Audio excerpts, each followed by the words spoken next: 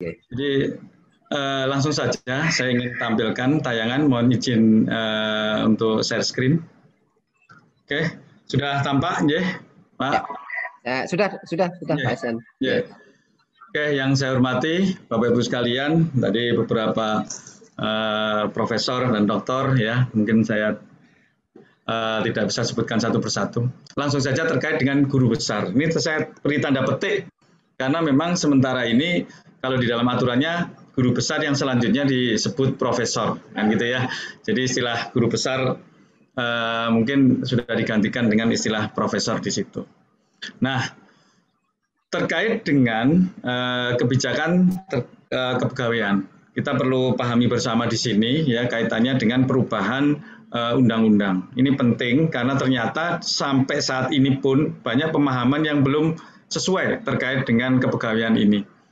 Artinya apa? Ya, bahwa dengan perubahan dari Undang-Undang Nomor 5 Tahun 2014, ya, dari Undang-Undang Nomor 8 Tahun 74, junto Undang-Undang 4399 yang dinyatakan dicabut, ya, dan dicabut dan dinyatakan tidak berlaku. Artinya undang-undang ini sudah tidak bisa kita gunakan lagi. Meskipun demikian, ada peraturan pelaksanaan yang masih bisa kita penuhi, ya, artinya bisa kita laksanakan meskipun undang-undangnya dicabut. Ya. Nah, contohnya adalah Undang-Undang Nomor 5, PP Nomor 53 Tahun 2010 tentang disiplin.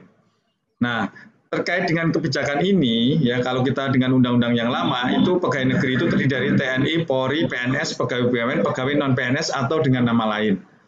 Nah, tetapi kemudian satu persatu mereka keluar dari pengaturan ini, yaitu yang pertama TNI Polri, TNI, yaitu dengan Undang-Undang Nomor 1 Tahun 2002, kemudian diganti dengan Undang-Undang Nomor 34 Tahun 2004. Kemudian Polri dengan Undang-Undang Nomor 2 Tahun 2002, kemudian pegawai BUMN dengan Undang-Undang Nomor 19 Tahun 2003. Ya, ini mohon izin ini ada yang salah ya di sini. Ini Undang-Undang Nomor 13 Tahun 2003 tentang ketenagakerjaan, junto Undang-Undang Nomor 11 Tahun 2020 tentang Cipta Kerja. Ya. Nah, terkait dengan itu pada tahun 2014 PNS juga keluar dari sana, ya, dengan Undang-Undang Nomor 5 Tahun 2014 menjadi aparatur sipil negara. Jadi menjadi bagian dari aparatur sipil negara. Dan kemudian muncul di situ P3K, pegawai pemerintah dengan perjanjian kerja. Dari 4 unsur yang di atas itu keluar, ya, dan kemudian mendapatkan payung hukum yang baru. Tetapi untuk pegawai non-PNS atau dengan nama lain itu tidak memiliki payung, sehingga dia dasar keberadaannya didasarkan kepada Undang-Undang Nomor 17 Tahun 2003 tentang Keuangan Negara dan Undang-Undang Nomor 1 Tahun 2004 tentang Perbendaharaan Negara. Sehingga dia tidak sedikitpun diatur oleh Menpan dalam hal ini sebetulnya kaitannya dengan kemenangan yang dimiliki berdasarkan Undang-Undang Nomor 5 Tahun 2014. Sehingga kemarin kita ingat waktu pemberian tunjangan Hari Raya itu hanya mencantumkan Undang-Undang tentang Keuangan Negara. Tidak sedikit pun menyinggung Undang-Undang Nomor 5 Tahun 2014. Karena memang Undang-Undang nomornya tidak mengatur seperti itu. Ini ada konsekuensinya nanti karena ketika kita berbicara mengenai dosen. Karena dosen berdasarkan peraturannya ya itu diatur secara umum ya berdasarkan Undang-Undang 14 Tahun 2005. Nah, terkait dengan kondisi sekarang ini ya kita kaitkan dengan konteks sekarang yang ada, yaitu dengan adanya PP 17 Tahun 2020 ya, kemudian ada Perpres Nomor 38 Tahun 2020. Apa maknanya di sini ya? Maknanya adalah bahwa kedudukan jabatan fungsional itu dinaikkan satu tingkat. Yang awalnya di bawah JPT Madya, kemudian sekarang di bawah JPT, awalnya di bawah JPT Pratama, kemudian menjadi JPT Madya. Ya, itu dinyatakan di dalam pasal 67. Pejabat fungsional berkedudukan dan di bawah dan bertanggung jawab kepada JPT Madya, JPT Pratama, administrator atau pengawas sesuai dengan keterkaitan tugas dan fungsinya. Nah, yang berikutnya adalah yang terkait adalah tugas dari instansi pembina, kaitannya dengan pemberian kelas jabatan.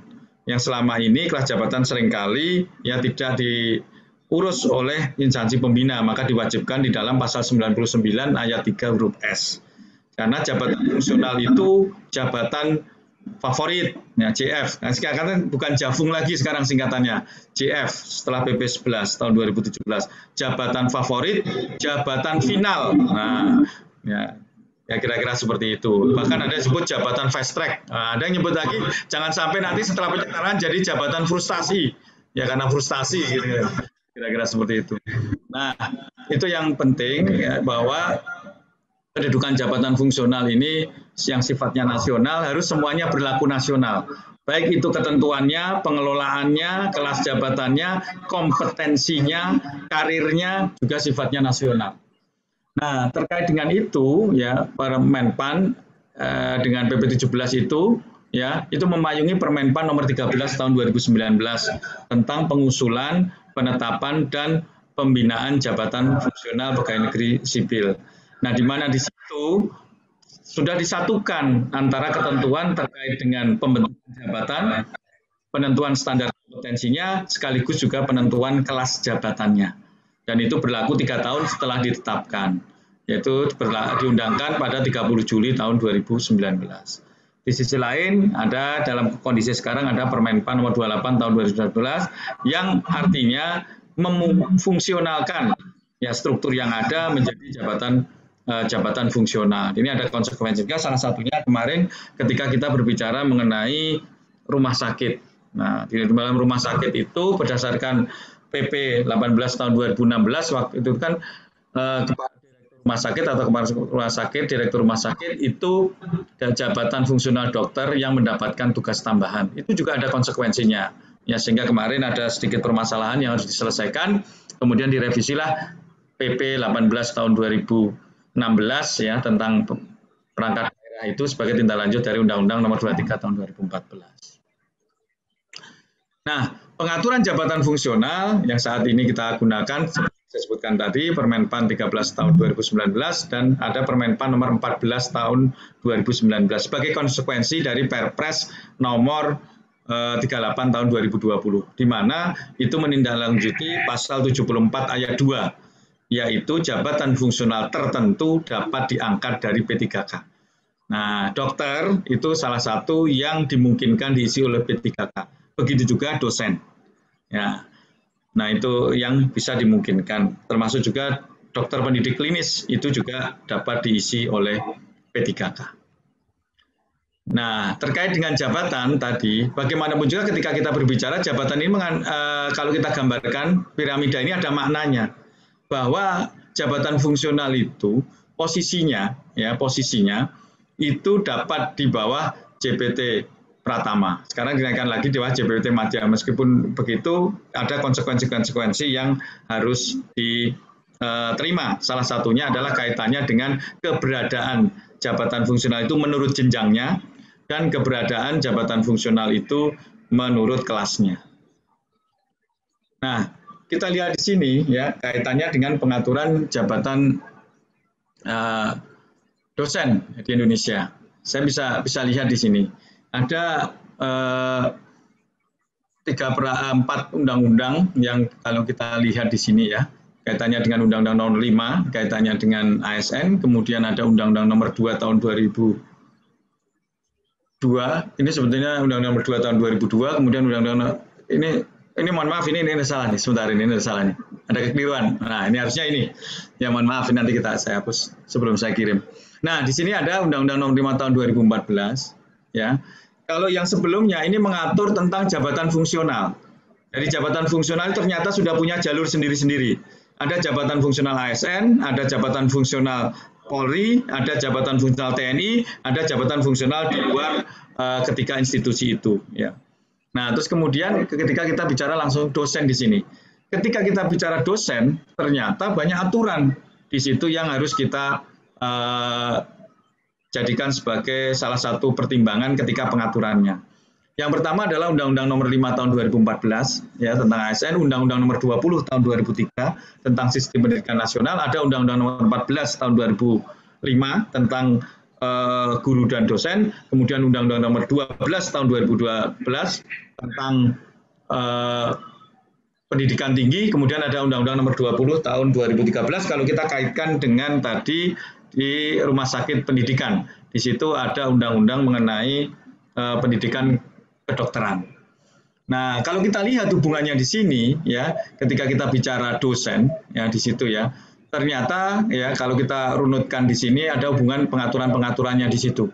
Dari PP 11 2014, junto PP 17 2020, ya di situ ada Permenpan 13 tahun 2019. Terus kemudian merujuk ke Permenpan nomor 17 tahun 2003, junto Permenpan nomor 46 tahun 2013, yang saat ini sedang proses direvisi.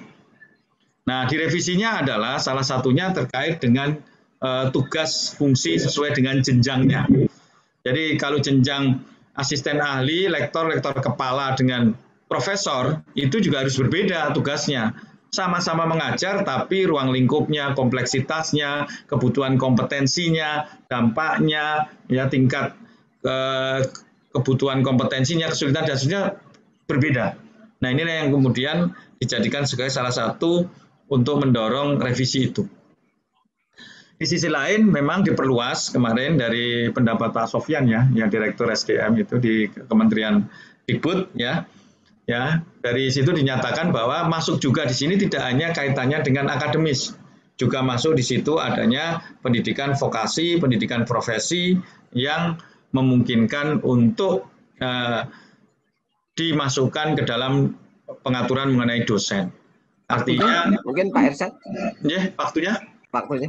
Ya. Boleh, mohon izin? Ya. Gimana waktunya udah mau habis? Ya, waktunya mau habis. Oke, saya langsung singkat saja lah kalau gitu. Ya, saya potong saja. Intinya bahwa ya, kalau kita berbicara mengenai dosen, di situ ada unsur-unsurnya, kaitannya apakah dia PNS dan seterusnya. Tapi yang penting di sini adalah di sini bahwa yang bisa mendapatkan guru besar atau profesor itu hanya dosen. Jabatan lain yang tidak terkait dengan jabatan itu tidak akan mendapatkan profesor. Bahkan kemarin rencana kita akan tinjau kembali kaitannya dengan LIPI. LIPI itu pemberian gelar, kalau berdasarkan ketentuan kepegawaian, itu minimal dengan PP, tidak bisa diberikan dengan peraturan menteri. Jadi ya, kalau dengan peraturan menteri itu tidak bisa diberikan untuk memberikan suatu gelar, salah satunya adalah gelar profesor. Misalkan ada profesor riset dengan peraturan LIPI. Padahal pengaturan pemberian gelar itu adanya dengan PP. Sehingga yang mungkin mendapatkan profesor, karena profesor sebetulnya bukan gelar. Ya, profesor itu adalah jenjang jabatan fungsional, yaitu jenjang jabatan fungsional dosen. Nah, makanya kalau untuk yang di pendidikan kesehatan di situ ada memunculkan istilah dosen sebetulnya. Dokter sebagai tenaga pendidikan itu disebut sebagai dosen. Jadi ya, sebetulnya dia harus mengikuti ketentuan peraturan mengenai dosen. Sedangkan untuk dokter pendidik klinis itu bukan dosen. Ya, meskipun dia melaksanakan beberapa hal yang hampir sama dengan dokter yang menjadi dosen. Ya, itu kira-kira seperti itu. Jadi itu tidak dimungkinkan untuk aturan saat ini. Tetapi ya paling tidak nanti kita coba buatkan bridging terkait dengan keterkaitan antara hubungan jabatan-jabatan tersebut. Termasuk tadi disebutkan terkait dengan rangkap jabatan. Jabatan fungsional itu tidak bisa rangkap jabatan dengan jabatan fungsional yang lain.